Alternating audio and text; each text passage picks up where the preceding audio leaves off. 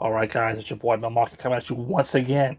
And this time I'll talk about Poe Dameron, Volume 2, The Gathering Storm. Let's get into it. It is, of course, once again, written by Charles Soule, art, Phil Noto. Let's go. Starts off, Poe's back at the car. He doesn't really know who in Black Squadron he could trust because some of the events of the last trade that I didn't really get into was there's like a traitor aspect. How does the First Order know where Poe's going before Poe knows where he's going? Type of deal. So he's questioning his, internally his crewmates. Who is it? Is it Temin? Is it Jess? Is it Lulo? Is it It doesn't matter whoever Black Squadron is. Is it anybody? Who could he trust? So he ends up taking on this new mission that Leia gives him to go to the planet. What the fuck is it? Kadak, which is a dangerous planet.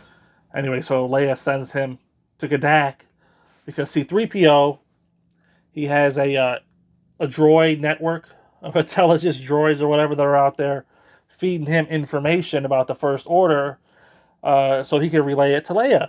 But one of 3PO's droids needs extraction from the planet Kadak, so Leia, of course, sends Poe and like a shuttle, not like the starfighter, and a shuttle over there so he could like go undercover and retrieve the information from this droid. Well, it just so happens, everybody, that Kadak is a planet that has a lot of significance to our villain, Lord T-Rex, from the previous volume. You see, Lord T-Rex, this is really like a backstory for him, this volume. We learned that he was at the Battle of Jakku, and he saw the final Star Destroyer crash into the desert, and he and this other guy they defect, and the other guy has connections on this planet Kadak, where he takes Lord T-Rex, to these people he has the connections with, and it turns out that T-Rex, before he went to Jakku, was working on some space station, and the Empire left a whole bunch of ships behind when they all got the order to go to Jakku. So T-Rex, this other guy, and these gangster people that they link up with on Kadak, they go and they start raiding the shipyards, and they're like, oh yeah, we're gonna make a killing with all these ships and these parts, and we can sell on the black market. And oh yeah, it's just a shame about that T-Rex guy. He's got to go. And he overhears them talking, so he kills them before they kill him, and he goes back to Kadak, and he becomes like a chief warlord there. All of this, of course, is unbeknownst to Poe, because Poe goes to this planet to save the droid, and meanwhile T-Rex had just defected the First Order because he didn't want to answer to Phasma anymore, so he returns to Kadak to retake his throne. So, T-Rex, he learns that Poe is on the planet because it turns out the droid that Poe is there to retrieve is a First Order droid, but it doesn't really have any information. T-Rex just put it out there, and Leia fell for the bait, and then she sent Poe, and T-Rex knows that Poe's on the planet, so he goes ahead and puts a bounty on Poe. Anyway, the population, they turn on Poe, and Poe is able to escape with the droid and 3PO, but he leaves behind the mechanic that he took with him. Oh well, who cares? And so Poe gets in his X-Wing that he stowed on his shuttle, and he goes off into space, and of course Lord T-Rex and his gang, they chase him out there into space, and they shoot him down, and Poe crash lands on a random planet and holes up in a cave, while Lord T-Rex, they fly down and they go into the cave and attempt to kill Poe. And I guess at some point, BB-8 gets word to the rest of Black Squadron, and they come in, and they're fighting off like the Lord T-Rex's fleet that he has of his pirates, while Temin, Snap Wexley, our boy from the Aftermath trilogy, he's in communications with Poe, and Poe is trapped in this cave, he can't get out, and Temin's like, I carry with me this droid matrix databank, just for good luck. Let me send it to you. So he beams it to him, and Poe takes it, and he plugs it into the Imperial battle droid, and of course the Matrix houses the personality of none other than Mr. Bones. So the whole highlight of the issue here is Mr. Bones is back in a new metal body, and of course he wipes the floor with T-Rex's men. You can't touch Mr. Bones. He's always the get out of jail free card. So at the end of the issue here, the First Order shows up. And remember, it's like a Cold War stance. So the First Order is not going to attack Black Squadron, and Black Squadron is not going to attack the First Order.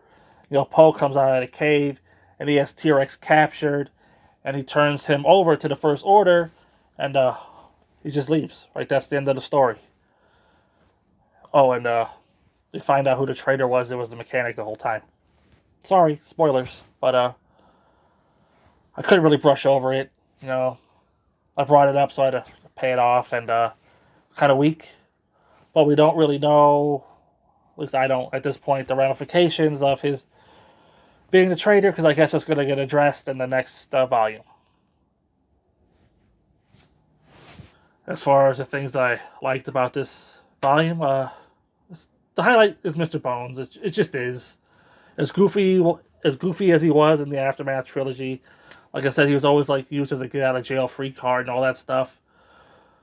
Over the course of reading those 3 books, Temin and Bones and the Sinjir and all those people, they grow on you. But you can trash the books all you want, but seeing them here, back in action, it was just a feel good moment. I really don't like Lord T-Rex. He does nothing for me. He's just, he's just the guy that Poe's going to defeat before Force Awakens. So I don't really buy into any of his villainous plans or plots. I don't take him seriously. When he went back to Kadak to reclaim his gang, he had his goofy Darth Vader inspired stormtrooper armor. He's supposed to be serious. He's supposed to be like a badass, and he's just fallen flat for me. I don't know what more Charles Soule could do to make me care about him. Like I said, for me, Charles' writing has been hit or miss. Sometimes he's really good, and he's wow, I can see why this guy gets so much work in the Star Wars universe. He's great. And other times it's just ooh, this is a tough read. Not because it's a complicated vocabulary-wise. It's just, man, I'd rather be doing anything else. So, yeah. I'm going to have to go ahead and give Poe Dameron Volume 2, The Gathering Storm, a 2 out of 5. Oh, I just can't believe it. Even the Mr. Bones cameo couldn't save it. It was just, I don't know, I just didn't care about T-Rex and his backstory. And, I don't like C-3PO. There, I said it. Reading his dialogue is painful for me. He was cool in the original trilogy and the prequels and stuff. Especially the prequels, because he was kept to a minimum. But, yeah, C-3PO, the hero droid, operating, this droid network of spies. It's just insufferable. I was like, shut the fuck up. Yeah, 2 out of 5. I'm looking forward to the next one. T-Rex having to answer to the First Order, because I really want to know more about the First Order. And so we'll see what happens. Until next time, I'll see you there.